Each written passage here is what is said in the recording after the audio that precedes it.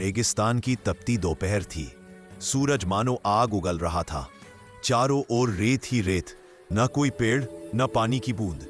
बबलू का गला सूख चुका था, होंठ फट गए थे, कदम लड़खड़ा रहे थे।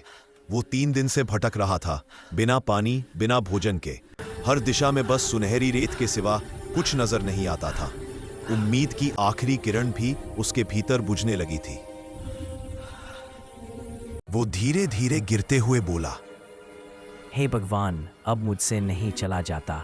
अगर तू है तो मेरी मदद कर। इतना कहकर वो रेत पर गिर पड़ा। उसकी आंखें बंद होने लगी। तभी एक ठंडी हवा का झोंका आया, जैसे किसी ने उसकी थकी आत्मा को सहलाया हो।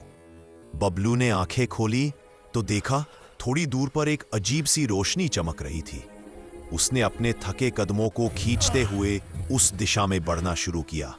जैसे जैसे वो पास जाता गया, चमक बढ़ती गई। वहां एक गुफा थी, पर वो साधारण नहीं थी। उसके द्वार पर अजीब सी नीली रोशनी फैल रही थी, जैसे भीतर कोई जादू छिपा हो। बबलू के मन में डर भी था और उम्मीद भी। उसने साहस जुटाया और भीतर चला गया। अंदर ठंडक थी और दीवारों पर सुंदर नक्काशी बनी थी। जैसे ही वो आगे बढ़ा, एक कोमल आवाज गूंज उठी, कौन है जो मेरी गुफा में आया है? बबलू घबरा गया, कांपती आवाज में बोला, मैं बबलू हूँ। रास्ता भटक गया हूँ, प्यासा हूँ और जिंदा। उस आवाज ने नरम स्वर में कहा, डर मत, मैं इस रेगिस्तान की आत्मा हूँ। जो सच्चे दिल से पुकारता है, उसकी सहायता मैं करती हूँ। अचानक सामने एक पानी का सोता फूट पड़ा। बबलू ने बिना कुछ सोचे घुटनों के बल बैठकर पानी पिया। उसकी आंखों से आंसू बह निकले। प्यास बुझने के साथ साथ दिल भी भीग गया।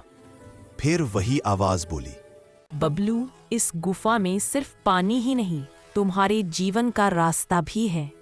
मेरा जीवन सिर्फ जीने के लिए नहीं है, दूसरों को राह दिखाने के लिए है। बबलू ने पहली बार महसूस किया कि शायद उसकी तकलीफ किसी बड़े मकसद की शुरुआत थी। उसने गुफा से बाहर निकलते हुए पीछे देखा। गुफा धीरे धीरे गायब हो रही थी, मानो कभी थी ही नहीं। पर अब उसके भीतर नई ताकत थी, नया विश्वास था। वो रेगिस्तान से निकलकर गांव पहुंचा। लोगों ने उसे देखा तो हैरान रह गए। उसने मुस्कुराते हुए कहा, जब रास्ता ना दिखे तो हार मत मानना। शायद कोई जादुई गुफा तुम्हारे अंदर ही छिपी हो।